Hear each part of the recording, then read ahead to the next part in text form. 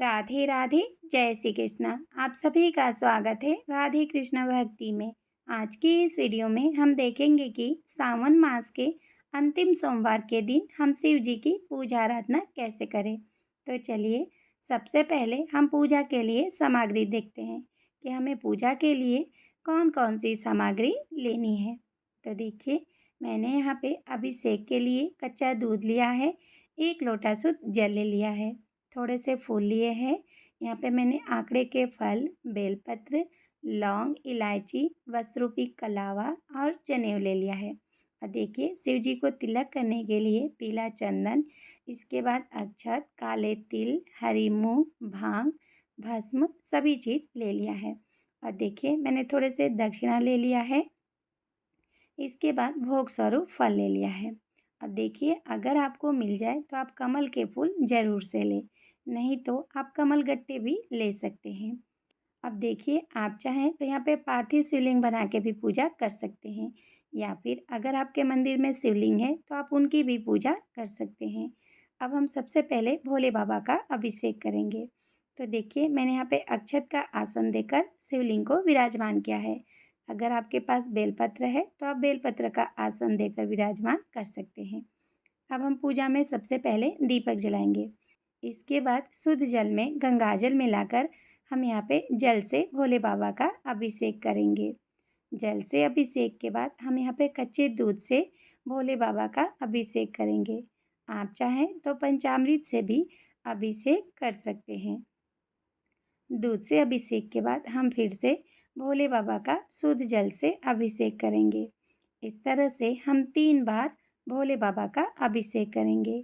और देखिए अभिषेक के बाद ये जो जल है इसे हम तुलसी जी के पौधे को छोड़कर किसी और पौधे में डाल देंगे।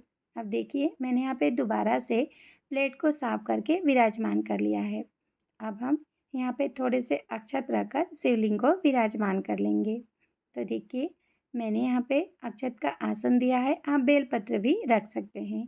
अब देखिए हम भोले बाबा को इत्र की सेवा देंगे। भगवान जी को इत्र बहुत ही प्रिय होते हैं, तो आप इत्र से भगवान जी की मालिश ज़रूर से करें। तो देखिए हम यहाँ पे इत्र की सेवा दे देंगे। इसके बाद देखिए हम यहाँ पे कॉटन में इत्र लगा के पार्थिव शिवलिंग को भी अर्पित करेंगे। अब हम यहाँ पे चंदन से भोले बाबा पे त्रिकोण लगा देंगे और हम चंदन से तिलक करेंगे। अब हम थोड़े से अक्षत अर्पित करेंगे, काले तिल अर्पित करेंगे। काले तिल अर्पित करने से हमारे पापों का नाश हो जाता है, इसलिए आप भोले बाबा पे काले तिल ज़रूर से अर्पित करें। अब देखिए हम वस्त्रूपी भोले बाबा को कलावा अर्पित करेंगे। इसके बाद हम जनेऊ अर्पित करेंगे। अगर आपके पास जनेऊ नहीं है तो आप सिर्फ कलावा भी अर्पित कर सकते हैं, या फिर आप कच्चे सूत से जनेऊ बना के अर्पित कर सकते हैं। अब हम फूल अर्पित करेंगे। तो देखिए आपको जो भी फूल मिल जाए आप उनसे भगवान की पूजा करें। मैं यहाँ पे अपराजिता के फूल भोले बाबा को अर्पित कर दूंगी। इसके बाद हम यहाँ पे हरी मूंग अर्पित करेंगे और हम यहाँ पे शिव जी के प्रिय भांग अर्पित करेंगे। इसके बाद हम भस्म अर्पित करेंगे। आप चाहे तो भस्म से तिलक भी कर सकते हैं। अब देखिए हम बेलपत्र अर्पित करेंगे, तो हम चंदन से तिलक करके चिकने साइड से भोले बाबा पे बेलपत्र अर्पित करेंगे। आप बेलपत्र 5, 7, 11 जितने चाहे उतने अर्पित कर सकते हैं। अब देखिए हम लौंग और इलायची अर्पित करेंगे। और देखिए अगर आपको कमल के फूल मिल जाए तो आप कमल के फूल ज़रूर से अर्पित करें, नहीं तो आप कमल गट्टे भी अर्पित कर सकते हैं। इसके बाद हम शिव जी के प्रिय यहाँ पे आंकड़े के फल, फूल, पत्ते सभी सामग्री अर्पित करेंगे। अब हम दक्षिणा अर्पित करेंगे। और देखिए अगर आपने पूरे महीने में दक्षिणा अर्पित नहीं की है तो आप लास्ट के दिन तो ज़रूर से अर्पित करें। अब हम भोले बाबा को धूप दिखाएंगे। इसके बाद हम भोग लगाएंगे।